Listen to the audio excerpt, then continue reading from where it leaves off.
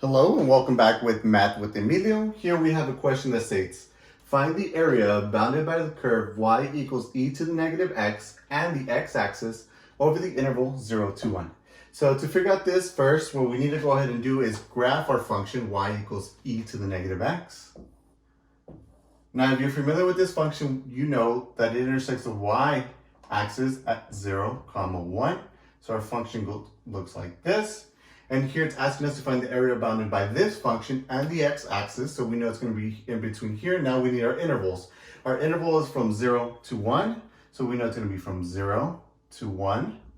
So we know it's going to be from 0 to 1. It's going to be this area right in here. So in order for us to find this area is simply finding the integral. So we're going to find the integral from our interval from 0 to 1 of our function e to the minus x dx. Here what I'm going to go ahead and do is do a simple u sub. So I'm going to let u equal negative x, which means that du is equal to negative dx, which means that negative du is equal to dx. So here I have my integral of e negative x became u, and then dx became negative du, so I'm going to write my du, and I'm actually going to go ahead and bring out my negative outside the integral. Now here, the reason I didn't bring down the 0 to 1 was because now we have it in terms of u. Here, up here, we had it in terms of x, which is evaluated from 0 to 1. Here, we're doing it from u, and we could find the balance, but we're going to bring it back to x, and we're going to bring back our interval from 0 to 1.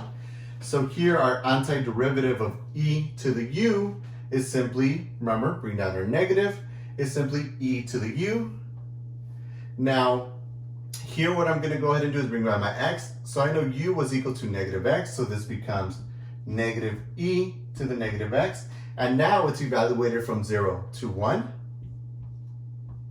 This simply means negative e. Here I have my x, I'm going to go ahead and plug in 1, so I have negative 1 minus negative e to the negative, I'm going to go ahead and plug in 0, negative 0.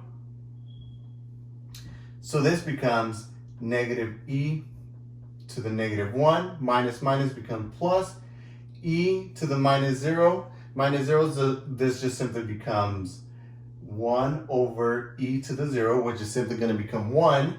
So I'm going to bring that right over here. It becomes negative e to the minus 1 plus 1. And this is our answer right here. If we want to simplify a little bit further, we have negative 1 over e plus 1. And this is also correct. And this is our answer for our area under the curve.